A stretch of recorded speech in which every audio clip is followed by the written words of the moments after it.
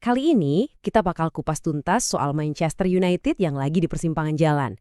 Ada tantangan besar, tapi ada peluang besar juga. Mulai dari kepergian pemain pilar sampai pertandingan super penting yang udah di depan mata. Oke, kita mulai dari akarnya dulu ya. Jadi, ceritanya tuh dimulai dari salah satu pemain paling fundamental di tim yang katanya nih lagi siap-siap buat angkat koper. Jadi gini, jangkar lini tengah Manchester United, Casemiro, udah konfirmasi nih kalau dia bakal cabut. Ini jelas ninggalin lubang yang gede banget di lini tengah yang harus segera ditambal. Nah, ini yang penting banget buat kita pahami. Casemiro itu bukan cuma sekedar pemain loh. Dia itu tulang punggungnya. Kepergian dia itu, wah, secara fundamental bisa merusak keseimbangan seluruh tim. Terus gimana dong cara gantiin pemain sekali Casemiro? Nah, katanya United udah ngincer kandidat pertama nih. Mari kita lihat siapa dia. Namanya Felix Nmecha. Dia ini gelandang box to box yang energik banget. Sejak gabung Dortmund di tahun 2023, dia langsung jadi sosok kunci yang bisa dibilang gak tergantikan di salah satu klub top Jerman. Dan harganya diperkirakan sekitar 50–60 juta euro.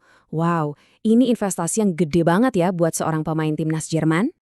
Tapi ada masalahnya. Meskipun United ngebet banget klubnya, Dortmund, melihat Nmecha sebagai aset yang super penting. Jadi mereka bakal mati-matian buat nahan dia. Oke, kalau deal Nmecha aja udah susah, pilihan yang satunya ini jauh lebih ambisius lagi. Dan ini nih yang bikin dia menarik banget. Valverde itu pemain paket komplit. Bisa jadi gelandang, back, winger, semuanya bisa. Dan yang paling penting, dia udah terbukti sukses di level paling tinggi. Coba lihat angkanya, 120 juta euro. Gila kan? United katanya siap banget buat mecahin rekor transfer demi dapetin dia. Tapi ya itu, uang kadang bukan segalanya.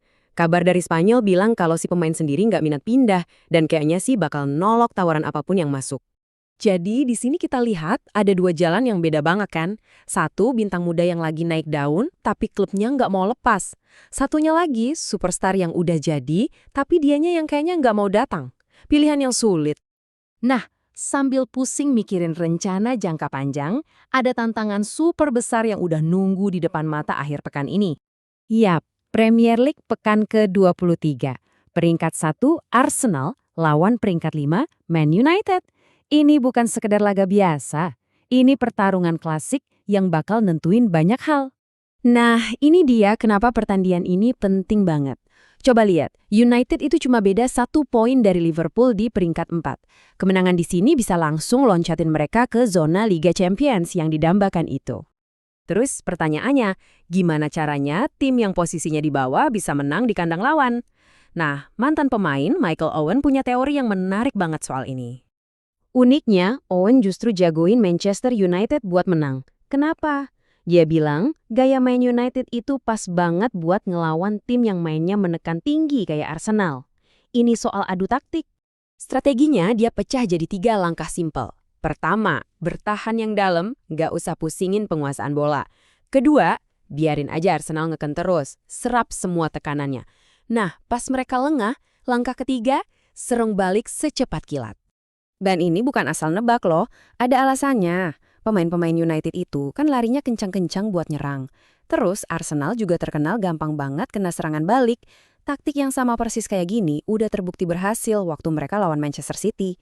Jadi kalau kita lihat gambaran besarnya, kelihatan banget kan kalau United ini lagi di persimpangan jalan. Mereka menghadapi 2 tantangan raksasa di waktu yang bersamaan. Di satu sisi, mereka harus mikirin masa depan, cari pengganti yang sepadan buat seorang legenda. Tapi di sisi lain, mereka juga dituntut buat menang sekarang, berjuang buat finish di 4 besar. Nah, ini yang jadi pertanyaan penutup buat kita semua. Mana sih tantangan yang lebih besar dan lebih mendesak buat United saat ini? Apakah fokus cari the next Casemiro buat masa depan? Atau habis-habisan memenangkan pertempuran yang ada di depan mata sekarang?